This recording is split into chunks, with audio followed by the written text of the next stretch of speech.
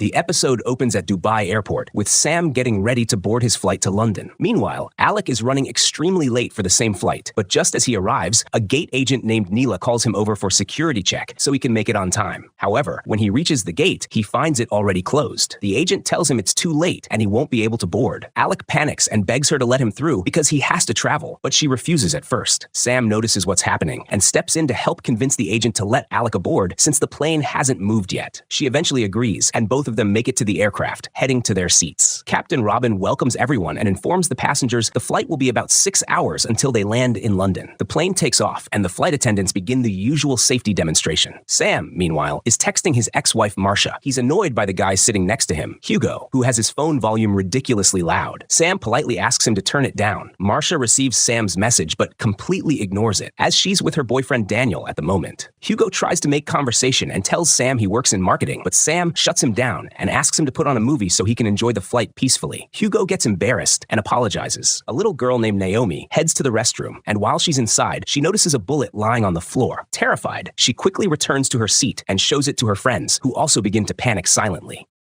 Marcus, one of the passengers, walks by and notices Naomi looking terrified. He asks her what's wrong, so she shows him the bullet she found. He tells her not to say a word to anyone and promises he'll report it to the flight crew himself. Marcus then heads to a flight attendant named Divya and asks to go up to business class, claiming he needs to talk to a relative. She refuses, reminding him that passengers can't wander around the plane like that. But Marcus insists and slips past her anyway. He approaches a man named Stuart and quietly tells him that a bullet has fallen out of someone from the group. And that's when we realize there's a dangerous hijacking team on this flight, preparing for a major operation. Stuart tells Marcus he's going to put on the green cap, a signal for the rest of their team that it's time to move the plan forward. He orders Marcus to go back to the girl and her friends and reassure them. Tell them the crew handled it, anything to keep them calm and prevent them from talking to anyone else. Sam notices the tension in their conversation from a distance, sensing something is definitely off. Marcus returns to Naomi and tells her everything is fine. The crew said the bullet belongs to a soldier on board and must have fallen out while he was in the restroom. Naomi seems slightly relieved, but her friend Muna doesn't buy it at all. She says it's impossible. No passenger is ever allowed to carry a weapon on a plane, soldier or not. Marcus gets annoyed and walks away. Muna decides she's calling a flight attendant herself to get real answers. Meanwhile, Stuart gets out of his seat again, only this time he's holding a bag.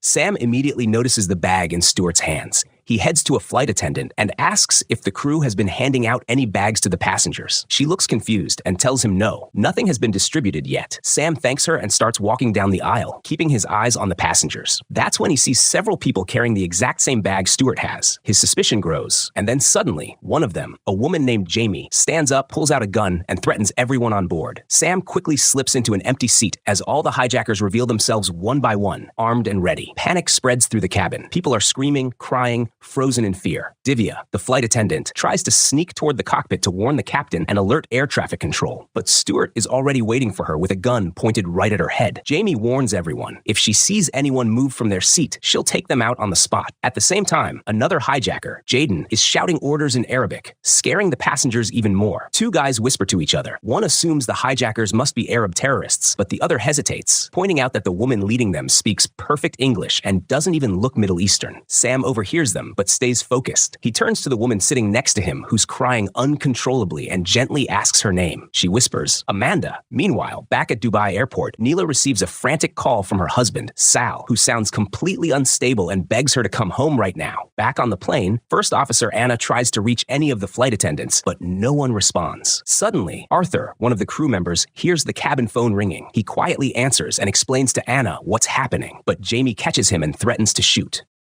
Arthur immediately hangs up the phone and raises his hand slowly. Anna informs Captain Robin about everything Arthur just told her. Suddenly, they both spot Stuart standing right outside the cockpit door, aiming a gun directly at them. They contact Dubai Airport to report the hijacking, but meanwhile, another hijacker named Lewis starts collecting all the passengers' phones. Stuart approaches a flight attendant named Colette and orders her to speak to the captain and make him open the cockpit door. At first, Anna answers, but the hijackers insist they want to speak to Robin. When he talks to them, Robin refuses to open the door until Stuart starts starts threatening Colette's life. Not only that, he reveals that he knows a personal secret. Robin and Colette are having an affair. Robin freezes, shocked that they somehow know everything about him. Colette begs Robin to open the door before they kill her. He's torn, panicking, and doesn't know what to do until he finally breaks. When Robin goes to unlock the door, Anna desperately tries to stop him. She fights him, begging him not to open it, but Robin forcefully pushes her back, hitting her just to get her off him. With one final move, he opens the cockpit door. Stuart rushes inside with Colette, pointing the gun at Robin and forcing him to call Dubai Airport again. This time, Robin tells them everything is fine and that the earlier hijacking report was a misunderstanding. The control center is confused, but Robin continues insisting that nothing is wrong aboard the aircraft. Meanwhile, Sam still has his phone hidden. He quickly sends a message to his ex-wife Marcia, telling her the plane has been hijacked and armed terrorists are on board. Right after that, Robin, following the hijackers' orders, disables the Wi-Fi system. Still, the message manages to go through. Marcia reads it and panics, rushing to their son Kai to tell him what Sam just sent her. Daniel, her current boyfriend, who turns out to be a detective, asks what Sam does for a living and why terrorists would hijack a plane with him on it.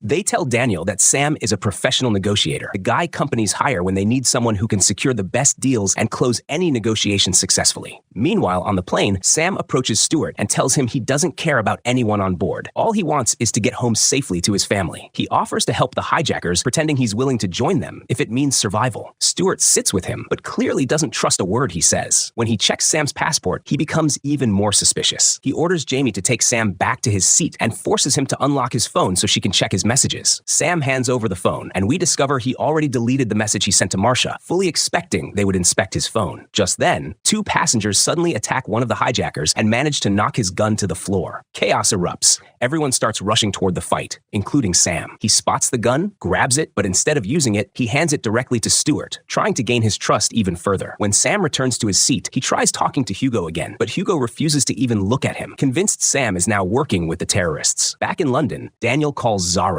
one of his colleagues who works in counterterrorism, and asks her for help. He gives her the flight number and tells her everything he knows so far. On the plane, Sam tears out a page from the magazine and writes a message to Stuart. When Stuart opens it, he reads, "The captain is not the problem." Confused, he demands Sam explain himself. Sam tells him that the plane can fly on autopilot. They don't really need the captain, so Robin isn't any kind of threat to them at all. Stuart checks Sam's claim for himself and forces Robin to explain everything. Then he comes out of the cockpit and seats the captain back among the passengers, while Sam sits down and pretends to be playing video games on the screen. Only we discover the game can be played with another passenger, and Sam deliberately picks the seat Robin is in so they can play together, using the in-game chat to talk. And through that chat, Sam learns they're now entering Iraqi airspace, and that the Iraqi military will likely try to make contact with the aircraft. Meanwhile, Zara calls her colleagues trying to confirm the flight's identity. The aircraft is listed as Kingdom, and they tell her they already received a warning from the plane, but the captain later called back saying it was a false alarm. Zara's friend reassures her the flight is fine, yet the Dubai air traffic controller remains uneasy and starts checking surveillance cameras to review who boarded this flight. And then he notices Neela, the check-in agent, receive a phone call and run away terrified. Daniel rings Marcia to calm her and to tell Kai everything was just a false report. Marcia explodes with anger, saying Sam always causes trouble, while Kai listens silently. And back on board, as they cross into Iraqi airspace, the Iraqi military begins contacting them, so Sam pressures them to respond immediately, warning that ignoring the calls could be treated as a security breach and put everyone at risk.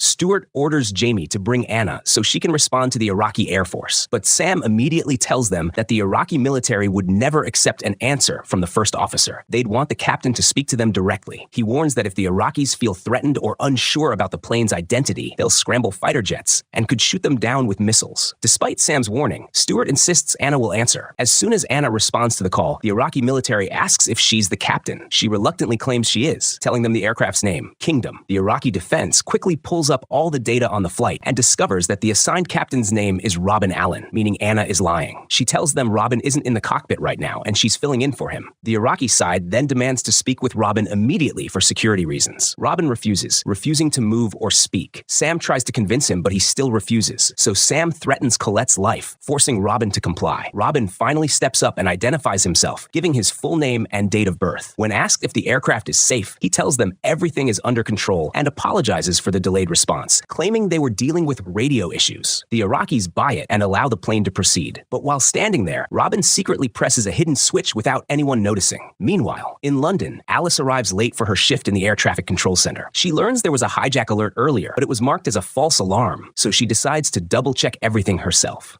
When Alice hears from her boss Simon that the captain reported they were in danger and that a passenger sent a message to his ex saying the plane is hijacked, she grows suspicious. This can't be a false alarm, especially because the plane's Wi-Fi was suddenly shut off. They check the flight path and see it has veered slightly, confirming there's definitely something wrong. We later learn that the deviation happened because Robin pressed a hidden switch while standing up to leave a signal for air traffic control that they were in danger. Meanwhile, the Dubai air traffic officer goes to Neela's house and finds the front door unlocked and cleaning staff inside. He asks where the homeowners are. They say they're cleaning the upstairs. So he goes up and is horrified to find Neela and her husband dead in the bathroom. As he reacts, one of the cleaners turns on him and murders him as well. Alice calls Zara and tells her everything she's discovered. The Kingdom flight is in danger. Zara rushes to the counterterrorism office and files an urgent alert. A plane in danger will land in London in about 8 hours, and they must act now. Back on board, Sam overhears two passengers, Yusuf and Rashida, arguing. Another passenger explains that Rashida is fighting with her husband because he discovered the hijackers' guns are actually fake replicas. The man says loudly that he can tell the difference. He served in the Egyptian army and knows weapons well. Luis, one of the hijackers, warns them to keep their voices down. Sam, trying to calm the situation, tells the man the reason he was speaking loudly is because he wanted to contact his grandchildren. He felt his life might end, and the others were trying to soothe him.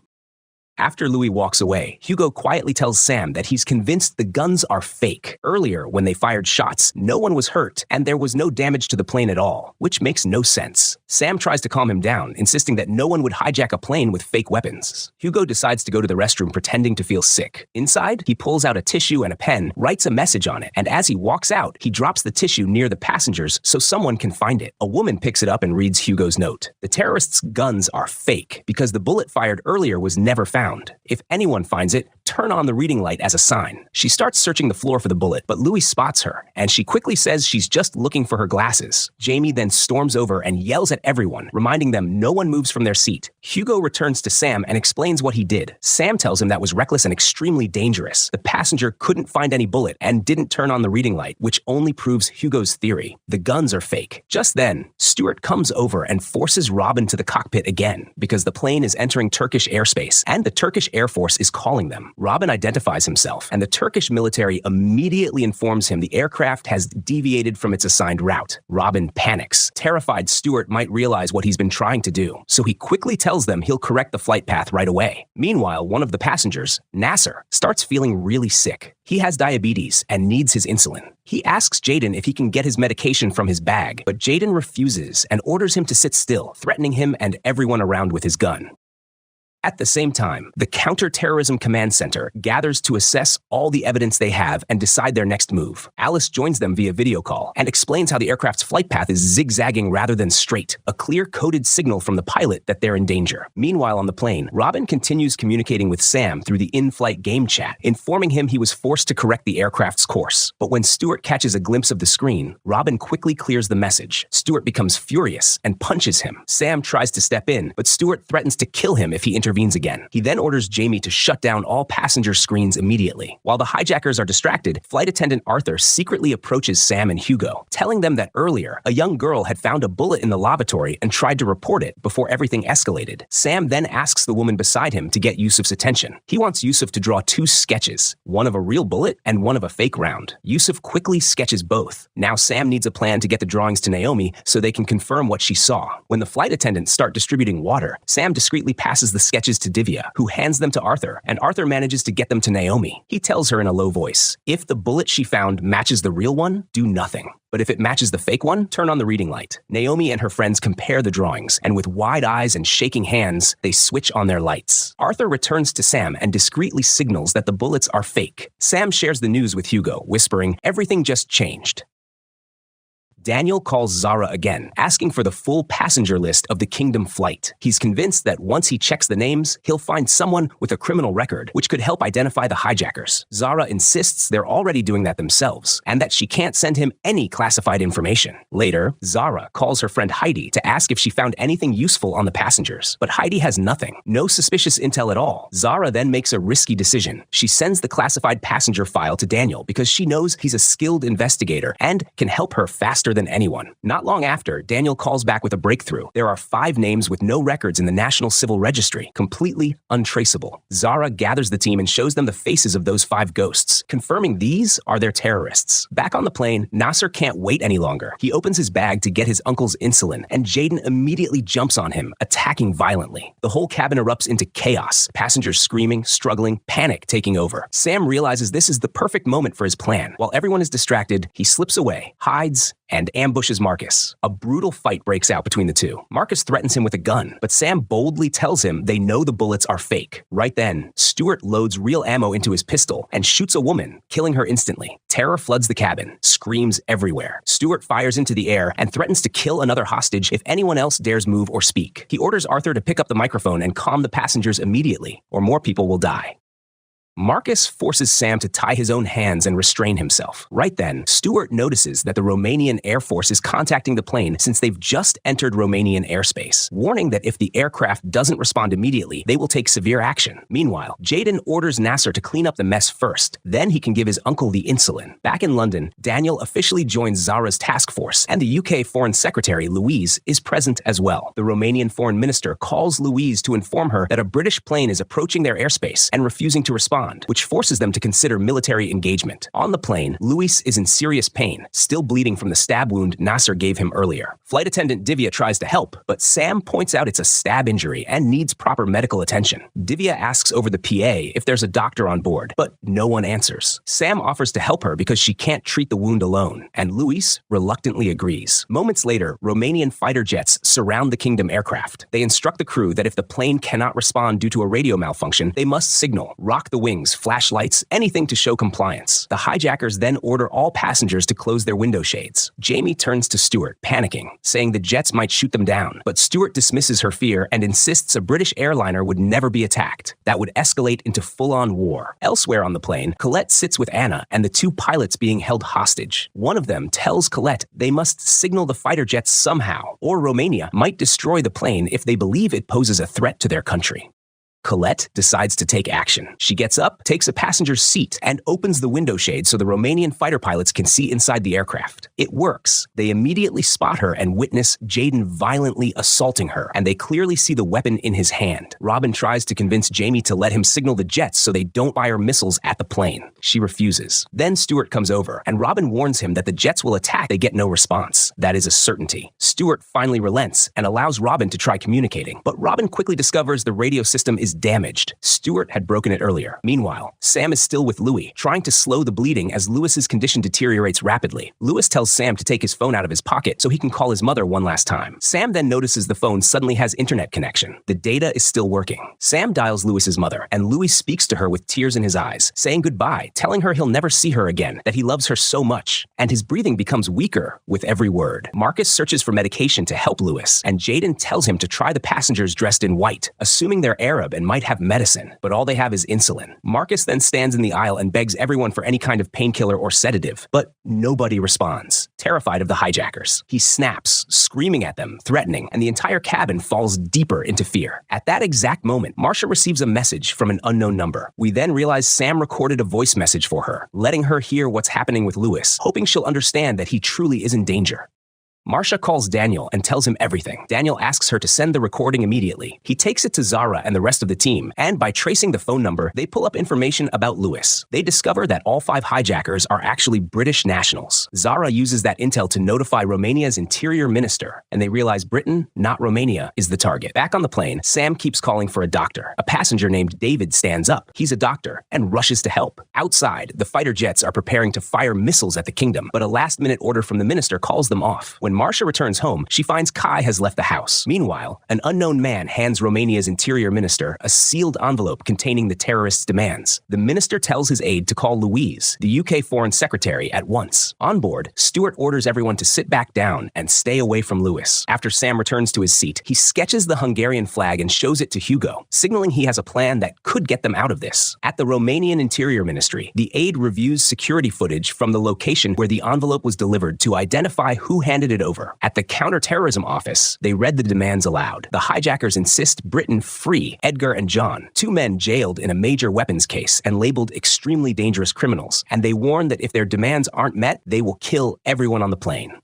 On the plane, Sam tries to convince Stuart that they must land in the next country, Hungary, to save Louis's life because he's running out of time. Sam also mentions he now knows Stuart and Louis are brothers. Stuart says the doctor claimed Louis was stable, but Sam argues the doctor only said that out of fear. The truth is, Louis won't survive the rest of the journey. He has less than an hour left. Stuart threatens that if Sam is lying, he'll kill a passenger. He marches over to David, the doctor, to confirm the diagnosis. Sam quickly rushes to Divya and tells her to contact David immediately and instruct him to say, less than an hour. She does, and when Stuart walks in and asks the doctor directly, David confirms it. Stuart realizes Sam wasn't lying. He returns to Jamie and tells her they're landing in Hungary. Jamie strongly objects, saying it's far too risky, but Stuart makes the call. Sam then approaches Anna and asks if she speaks Hungarian. She says she can, but assures him most Hungarians speak English anyway. Sam explains he needs her to convince Hungarian authorities to allow them to land and make it clear there are criminals on board so they take the threat seriously. He brings Anna to the cockpit with Stuart and Robin so she can be briefed on exactly what to say. She then demands Robin be removed from the cockpit. She refuses to share a room with him. Anna contacts the Hungarian air control and requests emergency landing clearance, telling them they have a critically injured passenger who needs medical care. She promises they will depart again immediately after. Throughout the call, Jamie's eyes stay locked on Anna, deeply suspicious of her intentions.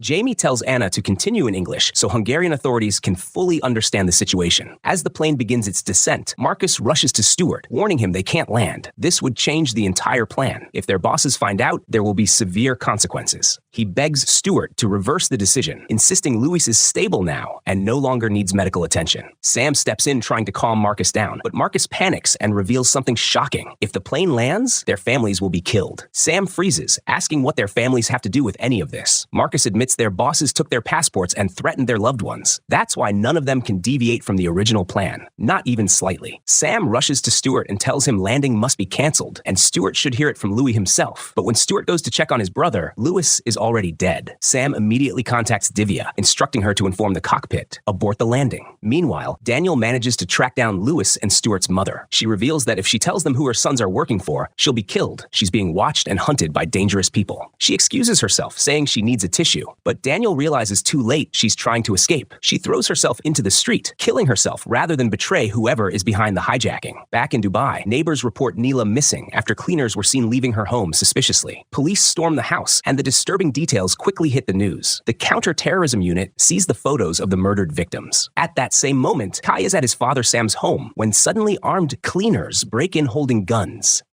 The armed men tear through the house searching for Kai, but he manages to hide just in time. Meanwhile, the government agrees to release Edgar and John. A car is waiting outside the prison to pick them up. Edgar warns the prison warden, if anyone follows them, every passenger on that plane will die. Unknown to them, the car has a tracker installed. Counterterrorism Command is secretly monitoring their route. They also deploy 3 surveillance vehicles to keep eyes on them, one of which is Daniel's. But Edgar quickly realizes they're being tailed. He abruptly stops in the middle of the road, walks directly to Daniel, and hands him a phone. Edgar speaks on that phone and makes it clear, if anyone continues to follow them, the passengers on the plane will be executed. Command responds by launching drones to track Edgar and John from the sky instead. Back on the plane, Stuart receives a message from Edgar ordering him to kill another passenger and send photographic proof. He informs Jamie, and they choose Divya as the next victim. They sneak up behind her planning to strangle her, but Sam catches them in the act. He steps in and says there's no need to kill anyone else. Stuart already killed a passenger. They move to the woman's corpse, and Jamie orders Sam to sit the body upright and place a note on her with the plane's name. Colette takes a picture of the scene. Seconds later, Edgar calls Daniel and coldly tells him he's about to prove his threats were real, since Daniel insists on continuing surveillance. He hangs up and sends the picture taken aboard the aircraft. Daniel is horrified. He forwards the image to Zara, who shows it to the entire team. Shock and panic wash over the room. The hijackers are deadly serious.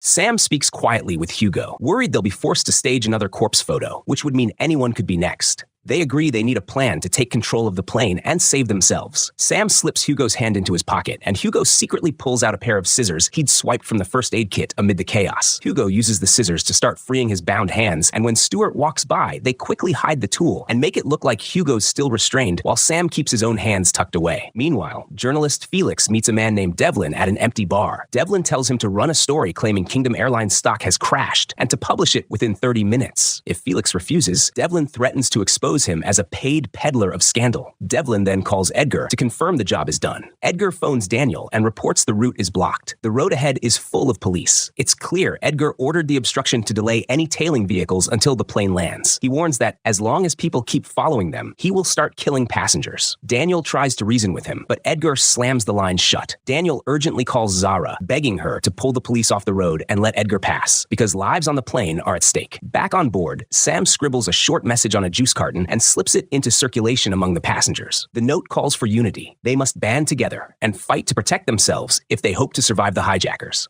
But Jaden notices the notes and grabs a juice carton, handing it to Jamie. She shows it to Stuart, who immediately suspects Hugo. He'd seen the pen with him earlier. Stuart opens the new message from Edgar, ordering another passenger killed, and points at the note. The next victim will be that man. Sam stands up and insists it wasn't Hugo. He shows Stuart the pen in his own hand as proof. At the counterterrorism office, a fierce argument erupts between Louise and Neil. Louise wants the police to stand down and comply with Edgar's demands to protect the passengers' lives. But Neil insists they must strike. These are dangerous criminals, and they can't just let them escape. When Neil orders the police to raid Edgar's car as it arrives at the airport, they find the vehicle empty. Edgar and John have tricked the police and switched to another car. Back at Sam's house, Kai finds a landline hidden under the bed and tries to use it to call for help, but he's too scared to speak with the armed intruders nearby. He presses the emergency number anyway, and the operator understands there's a threat. On the plane, things spiral out of control. Sam lunges at Stuart and knocks him down, causing the gun to fall. Sam reaches for it, but Stuart stops him. The weapon discharges, and a bullet hits Arthur's leg. Arthur screams in pain. Suddenly, Amanda heads to the lavatory. We see her prepare. She has a gun. When she comes out, she shoots Captain Robin, then storms into the cockpit and locks the door behind her. Amanda sits in the captain's seat and begins working the controls. It's clear she knows what she's doing and is a skilled pilot. Sam asks Stuart whether Amanda is one of them. Stuart swears he's never seen her before.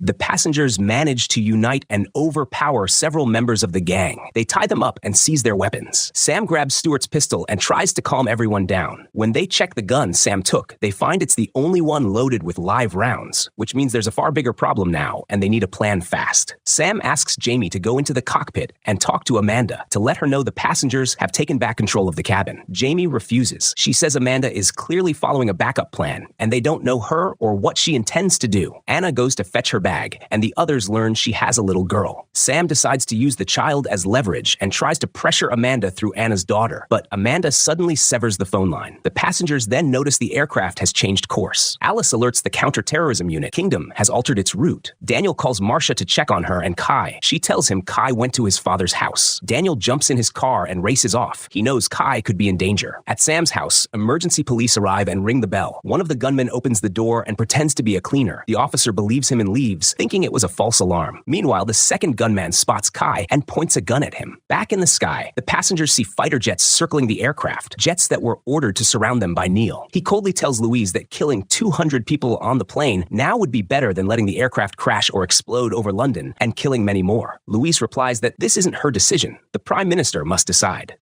All the passengers demand their phones back and asks Stuart where he hid them. He refuses, because the moment they contact the outside world and reveal that a rogue pilot is now in control, the military will shoot the plane down. Anna spots the bag with the collected phones, and they soon notice one of them ringing. Sam answers. It's Alice from air traffic control. They manage to reach a number belonging to one of the passengers. She asks to speak with the captain, but Sam lies and says the pilot is injured and unable to respond, that Anna, the first officer, is the one flying the plane. He doesn't want Alice to know someone unknown has taken the cockpit. Alice pushes back. She doesn't believe him and demands the truth if she's going to help them. Sam finally admits a woman named Amanda has seized control, shot Captain Robin, and locked herself inside. Meanwhile, Neil is pushing hard for missile authorization. Louise refuses, telling him she will not be part of murdering innocent British citizens. Neil argues it's not murder, it's protecting the country from a catastrophic attack. Louise calls the Prime Minister and pleads with her to call off the strike, saying she'll accept all the consequences, but they cannot shoot down their own people. The Prime Minister agrees and orders the fighter jets to stand down. The warplanes peel away from the Kingdom aircraft. Elsewhere, Edgar and John sit with a third man. Edgar watches Kingdom Airlines stock price plummet on his phone, almost enjoying it. Suddenly, John walks up to the third man with them and says the plan has changed. Without hesitation, he kills Edgar. Then he and John drive off together in a different car. Meanwhile, Daniel calls Kai on his phone, but one of the gunmen forces Kai to answer and pretend everything is fine. Kai tries to signal that he needs help by telling Daniel not to come and that he's going back home, and Daniel immediately understands that something is wrong. He contacts Zara and requests police backup at Sam's house. Daniel arrives with the police just in time and rescues Kai. The gunmen are arrested. Back on the plane, the passengers find Amanda's phone. There's a picture of her daughter, Woody, on it. Sam tries to use the phone's camera to talk to Amanda and appeal to her through her child. The passengers start trying to break into the cockpit, and Amanda calls her phone. Sam answers. Amanda reveals she has no choice. Her daughter is being held hostage, and if Amanda doesn't follow orders, her little girl will be killed. She explains she is waiting for a message confirming the deal has gone through. Then she will land the plane. But if no message comes, she will crash the aircraft into central London. Sam tells her Stuart admitted something terrifying. The criminals plan to kill her daughter either way. They can't risk leaving a witness alive. Amanda breaks down. The truth hits her hard, and she decides to trust Sam. She unlocks the cockpit only for him. Sam enters alone and begins coordinating with Alice to help guide them for landing. That's when they discover the fuel is critically low, dangerously close to running out. Sam needs Amanda to take the controls. She's a trained pilot, but Amanda is overwhelmed, terrified, fully convinced she's heading to prison for killing Captain Robin. Sam urges Alice to guarantee Amanda protection. She killed under duress with a gun to her head. Neil joins the call. He has been listening the entire time and reassures Amanda that she will not be prosecuted. That promise finally gives her enough courage to help. She begins the landing procedure, but suddenly, the aircraft loses all power. Total blackout. Alice urgently instructs Amanda to activate the auxiliary power unit. The plane sharply dives. Passengers scream as terror fills the cabin. It feels like the end. In the chaos, Sam asks Alice to send Marcia a message. Tell her she was right. I shouldn't have taken the flight. The aircraft drops lower and lower until it violently crashes onto the runway. Part of the fuselage breaks apart. Emergency vehicles rush in from every direction. Firefighters and medics swarm the wreckage, helping passengers escape the damaged plane. Amanda hugs Sam, thanking him for saving her and saving everyone. Police take the surviving hijackers into custody. Shocked and trembling, the passengers step off the plane, barely believing they're alive. As Sam leaves, he suddenly remembers something and heads back into the aircraft. But Stuart slips inside and locks the doors behind them, armed and furious. He threatens Sam with the gun. Sam hides, waits for the right moment, then attacks, overpowering Stuart. The police storm the aircraft and arrest him. Sam Nelson, with his calm mind, negotiating skills, and sheer bravery, saved an entire plane and every soul on board.